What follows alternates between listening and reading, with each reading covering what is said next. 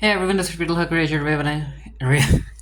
I'm here with my recap and review of The Wheel of Time, season number 3, episode number 6, which I have to say, I really enjoyed this particular episode. There were some very, very, very strong moments for particular characters, which we'll get to in a bit, but I enjoyed this. I'm looking forward to seeing what's gonna happen. Like, it was kind of one of those weird episodes where certain scenes felt like filler, but when things happened, ooh, they really happened. So the episode basically opens up with the flashback, and we see a very, very, very young Leandrin giving birth, and she has a baby in her arms, and these men come in to take the baby away. They want to drown the child, and Leandrin is like, no. So she screams out, she is able to channel, and she ends up killing the two men, and she walks out of wherever she is. And she is walking the streets of Tenchico, and she's asking for help, and no one is helping her at all. Some people even say that whatever happens to her, like, she deserves it considering her profession and everything. And yeah, she ends up sitting down next to a statue of a man who has been chained, and he is the chained man of Tenchico. And this is where we see that Ishmael pops up, and he offers help to Leandrin, and Leandrin accepts. Now, I have to say that the Wheel of Time does a good job of providing its villains or antagonists some layers in order to flesh them out as characters. Like, when you're watching this scene, you can kind of understand why Leandrin decided to be a dark friend. Like, she was asking for help, no one was helping her, so of course she was gonna, like, when Ishmael offered her help, of course she was gonna say no, yes, right, not no. She was gonna say yes, she couldn't say no. So it kind of makes sense. Like, I like how they ended up giving Leandrin that aspect to her personality. Lanfear decides to pay Leandrin a visit in her dreams, and in Leandrin's dreams, she is the Amberlin seat. However, she feels all alone. She's just on the seat. I guess she's just enjoying her time on there. And also, I guess it goes to show that Leandrin does feel that she's alone. So Lanfear is like, Leandrin, you've been hiding from me, yada yada yada, and I know that you're in cahoots with the other dark ones, the chosen ones, and are you trying to betray me, Leandrin? And Leandrin's like, no, took my vows and the oaths and all of that stuff to you. I'm loyal to you. And this is where Lanfear is like, well, with Ishmael gone, the Black Aja, there are like 5 sisters of the Black Aja that can be very, very tempting to the other chosen one. So of course you're gonna reach out, and I want you to figure out which Black Aja is in cahoots with the other chosen ones, especially like Rovin, I guess she names the guy. And I want you to kill that particular Black Aja, Leandrin. You have to do this for me. Leandrin decides to tell the rest of her group about what she's been researching and something that the chosen one might not want them to see. So basically, of course, they are looking for the bracelet on the collar, and apparently there's more than one bracelet. And yeah, she tells the Black Aja to go and find these artifacts by tonight, because if they don't find them by tomorrow, the chosen ones will be very, very displeased. Matt, Elaine, Min, and Naive get ready to hit the black market, and the plan is that Elaine and Naive will be subtle, which it didn't work out for them like that.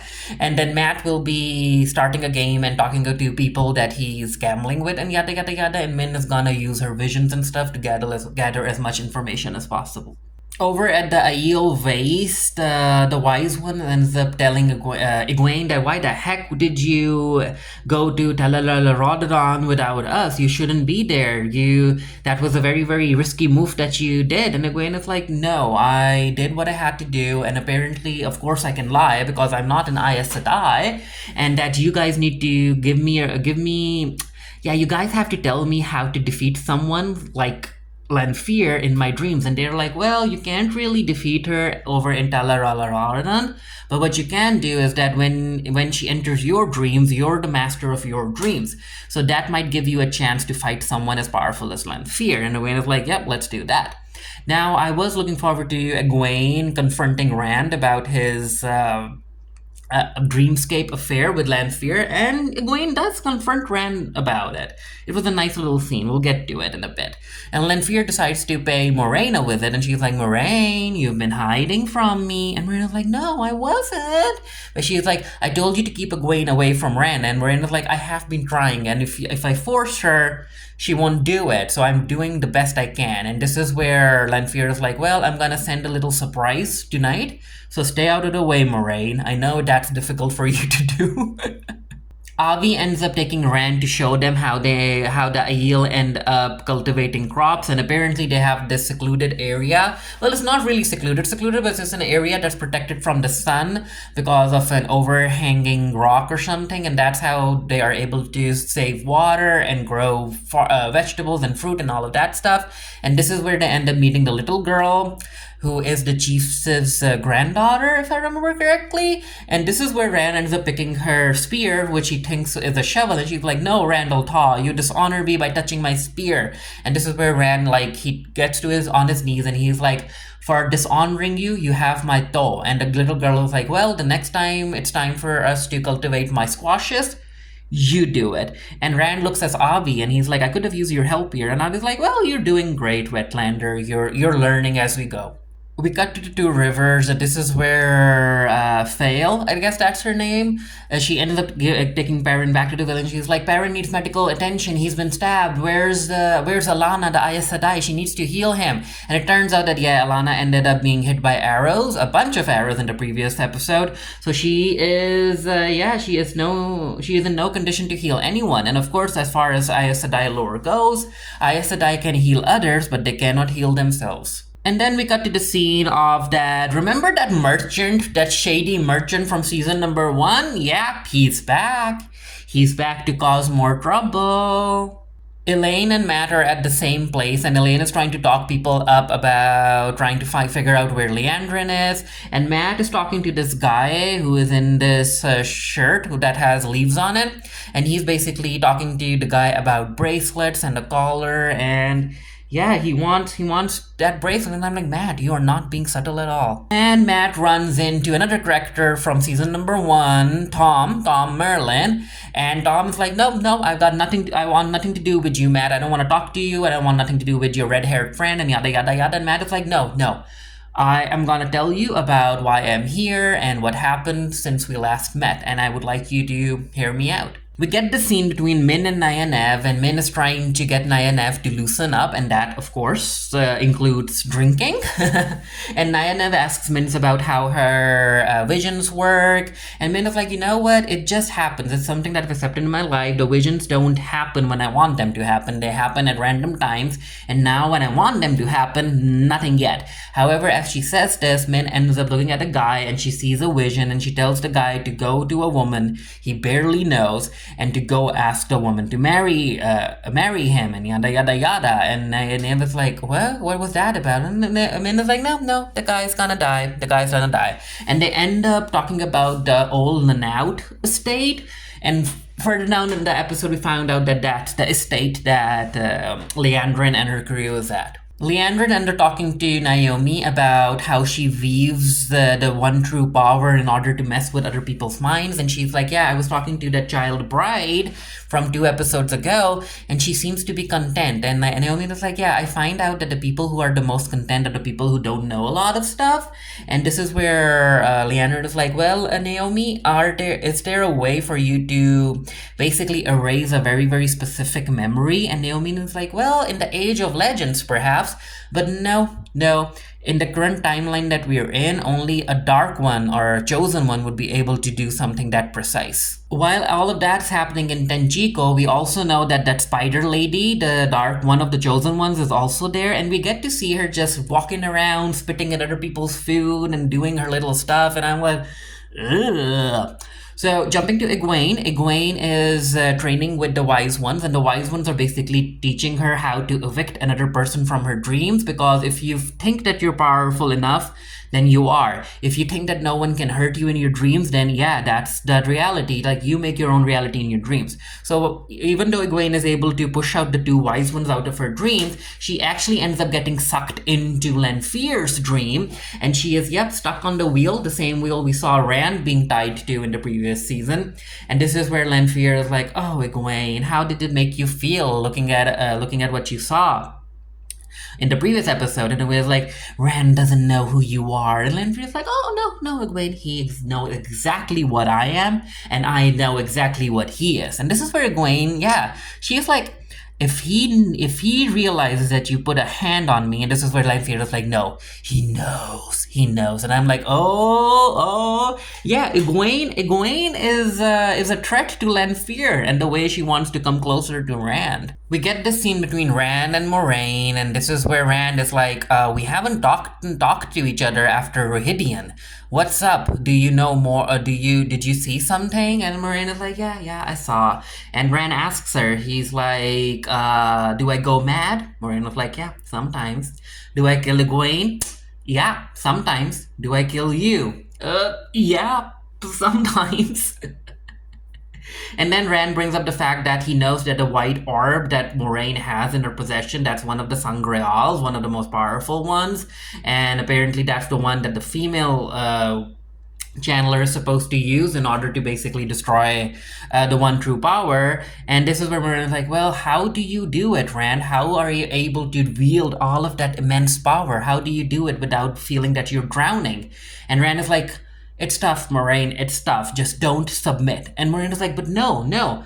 We are supposed to submit to the one true power. And I was like, no, from what I understand, considering all the cultures and the different communities that I have experienced with, the Aes Sedai do not know everything there is to know about the one true power. Just don't submit.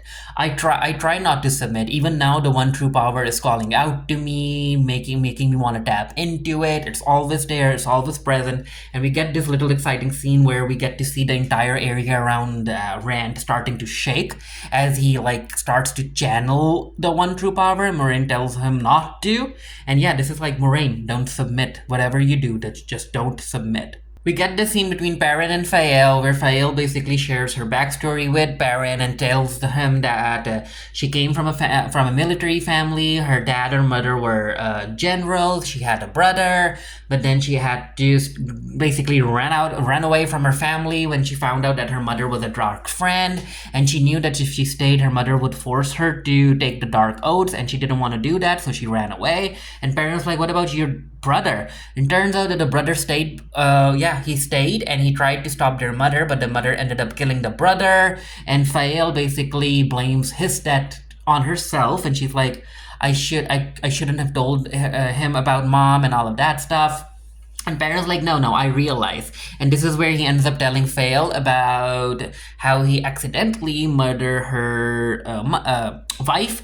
And Fael is like, don't dishonor her memory by mourning her for so long. She died a warrior, so you need to respect that. Perrin also tells Fael about the reason behind having his yellow eyes, and how he's a wolf brother, and how he's able to understand wolves, and wolves are able to understand him. Cutting to the White Cloaks, we see that, reinforcements have arrived, and they are covered in blood, and the two rivers have to get ready for a battle. Tom is like, okay, so let me get this straight. The red-haired dude, your friend, is the Dragon Reborn, and you're the one who blew the horn of Valere. And Matt is like, yup, you got it. And we are here to find someone named Liandrin. He's like, Liandrin, and he basically says her last name, and he's like, no, you need to stay away from that woman. And before the conversation can continue, this is where we get to find out that some people were onto the fact that Elaine was the Princess of Andor, and they hold her hostage, and even Tom was aware of that. So of course Tom, Matt have to step in, and Tom is like, oh, here she is, my apprentice. She just goes around pretending to be the princess, the daughter heir of Andor. And yeah, that's something that she does, and she basically steals people's money and she drinks it all away, and people are like, oh, so if she's your apprentice, why don't we have a song? And yeah, Elaine is like, yeah, I'll give you a song. So we end up seeing Elaine sing The Man of Tenchico, and it kind of makes sense considering how much history Elaine knows. and also that she, and considering her family and everything, like princesses were taught a lot of skills, and singing and music was one of them. Naive and Min have continued drinking, and this is where they end up talking about Leandrin again. And a very, very old man says, "Leandrin, did you guys mention Leandrin? Yeah, she was here, and apparently the whole Lanaut clan was wiped out a few weeks back, and people said that it was Leandrin's ghost who did that." And he was like, "Yeah, let me buy you around, and you tell us everything you can tell us about Leandrin." We get a scene where Leandrin is basically laying in bed with Naomi, and she has her shielded, and Naomi is like, "What are you doing, Leandrin?" And Lena's like, yeah. I fear that the Dark Ones feel that there is a traitor in our midst. Is it you, Naomi?" And Naomi is like, "No, I wouldn't do it."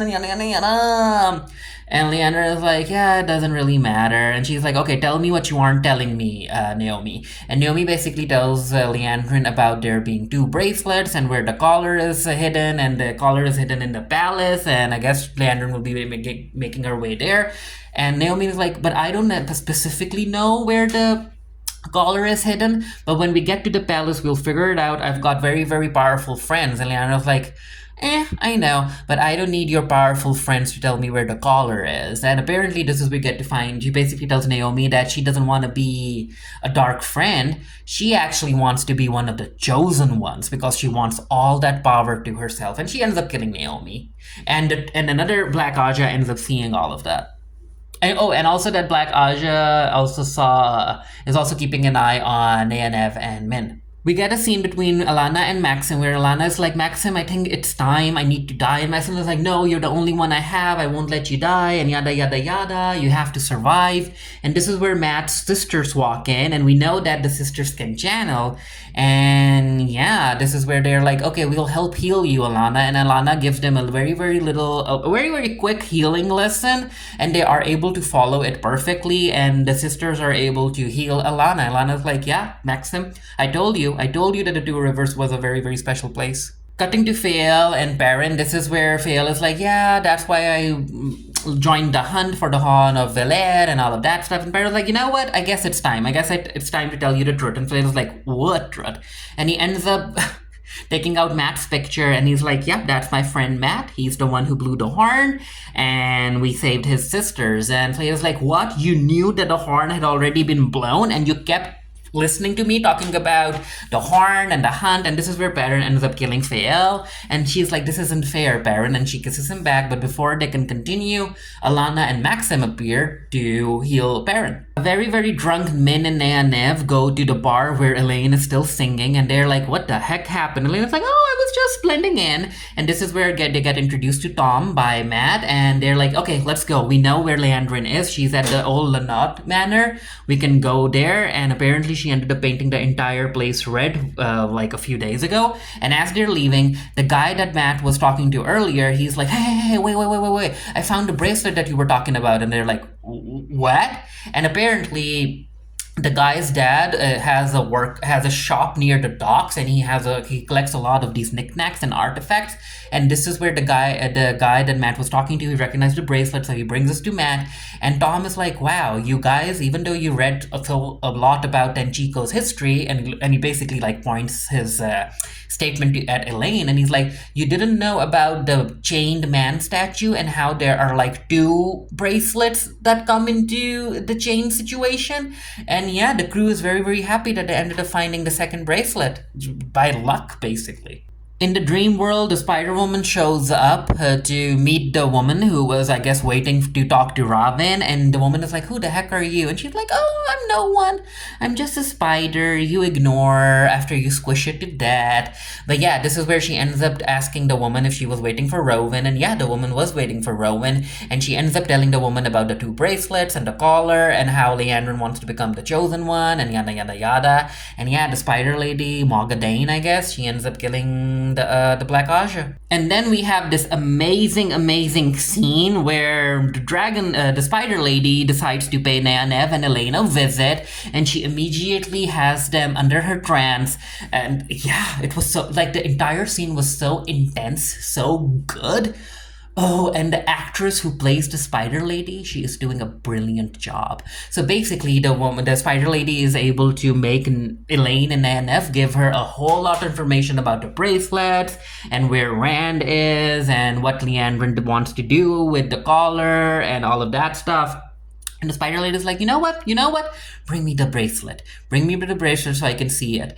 And while all of that's happening, I was like, Nyaneth, you have to fight her. You have to fight her. And we do get a scene where Nyaneth is shown struggling against the Spider Lady, because if the Spider Lady is trying to get the bracelet, Nyaneth doesn't want to give it to her. So that was a nice scene to watch. And especially because the Spider Lady can sense that Nyaneth is very, very powerful, even though she's been barely trained. Before the Spider Lady leaves, she ends up scratching the side of Nyaneth's face, and she's like, you know what? You both aren't gonna remember anything. You're just gonna remember that a woman, me, walked in accidentally. It was the wrong door, and she left. And the next time I pay you a visit, you're gonna do everything that I say, won't you? And they're like, yeah, we'll do it. So she goes away, and Nyaneth and Elaine come out of their trance, and they're like, what just happened? There was a woman here. Yeah, she was in the wrong room. And they're like, okay, we need to put the bracelet in a safe place, and they try and find the bracelet, but the bracelet, of course, is gone. And they're like, where the heck is the bracelet? And this is where Elaine is like, Nyaneth, your face. So yeah, they know that something happened, and I think that the next time Nyaneth and the Spider Lady come face to face, Nyaneth is gonna like play along with the Spider Lady as if she's under her control, but when she least suspected, Nyaneth is gonna attack her. I think that's what's gonna happen. And we get this entire scene where Egwene ends up confronting Rand about his affair with Lanfear, and she's like, how the heck could you sleep with her? And Rand is like, there's so much that you do not know. There's so much you do not know about her. You do not know about me. And she's like, but you were still like, it's an affair, Rand. You need to stay away from her. And I'm like, no. You've been ignoring me. You've been spending time with the wise ones, and Lanfear's the one who gets me. And that's kind of the justification that Rand gives. It's so weird. It's like, it's always the justification certain cheaters and mostly men give. It's like, oh, because my girlfriend or wife or my partner was ignoring me, I decided to basically cheat on them and continue cheating on them. And I'm like, no, you talk to your partner about that. You don't go ahead and start cheating. And yeah, and he's like, you know what? Egwene is like, you know what? You probably end up falling in love with her because you've gone bad. And Rand is like, well, if that helps you sleep at night. And I was like, wow, Rand, wow. I would have slapped him. In the face. But anywho, this is where he's like, but Egwene, let's be real. Even if you think that I've fallen in love with her, and maybe I have, we both know that I'm just not enough for you. And Egwene is like, what the heck do you mean? He's like, even back in the Two Rivers, even now when I'm the freaking Dragon Reborn, I am just not enough for you. You're always looking for something better. And I'm like, yeah, that's good of her. She doesn't see you as a trophy or something, and she's basically trying to get something of her own. You're not a trophy to be won, Rand. But anywho, this is where Rand is like, well, that's something that I will always respect of you, that you didn't just succumb to loving me just because I'm the Dragon Reborn, and yada, yada, yada. Basically, you didn't get starstruck. And this is where Egwene is like, but you knew about her and my dream. It's like, what? My dreams. She's the one who's been torturing me. And I was like, Egwene, I didn't know. I promise, I did not know. And yeah, I really, really hope that he ends up confronting Lanfear about it. So let's see how that goes. Before the two can continue their conversation, they get attacked by Rowan and a few other people. And yeah, it's bad. And Avi comes in to help, and she channels and creates fire on her weapons, and she's able to fight everyone. She's also able to hurt Rowan as well. But Rowan has this very, very huge hammer, and Rand like, everyone get out, he's gonna use the hammer. Rand sees that Avi and Egwene are on the ground, they're not getting up, and yeah, he basically, and of course he just had an argument with Egwene, a very, very dramatic one. He basically channels the one true power, and it's a very, very cool scene where he doesn't even look back at what was his name, Avin or whatever. He doesn't even look back at the dark one, and he just channels, and he starts hitting the dark one with lightning. He basically makes the entire building fall on him, and it was a very, very cool scene. This is where Avi tells everyone that, Ysera was in the building. Where is she? And yeah, they find out that Ysera, the little girl that Rand has been talking to and owes her stove, Yeah, she's dead. And Rand is like, nope, nope, I don't accept that. And he ends up channeling and basically commanding Elsira to start breathing. And they're like, no, stop it, Rand. You can't do that. You cannot heal dead. It's done. But Rand is like, no, what was the prophecy? What was the prophecy? That I can bring destruction and I can bring creation. So I command you, Elsira, breathe, breathe, breathe. And he's like channeling all of this one true power into the little girl. And at first I thought that the episode was gonna end with Elsira opening her eyes and basically being a zombie. But no, Moraine and Egwene is like scared. She is scared, and I'm like, Egwene, if you think that you're gonna be the one who has to kill Rand, girl, you need to be braver than that. So yeah, but yeah, Egwene is scared, and this is where Moraine has to step in, and she basically places her hand on Rand's shoulder, and she's like, Rand, stop. You can't do this. And that kind of calms Rand down, and this is also where the episode ends. So yeah, Rand's going through a lot. He is going through a lot. I'm looking forward to seeing how Lanfear is going to interact with him after Egwene told him the truth and the Elsira situation and them getting attacked. The episode basically ends with Fael and the two Aiel women. They're out scouting and they figure and they see that the Trolloc army is actually using the Waygate and making its way to the Two Rivers. So yeah, the Two Rivers people, Perrin needs to lead them and they need to start training. So yeah, let me know what you thought of the episode down in the comment section below. And until next time, stay happy, stay safe, stay blessed. See you guys later. Bye.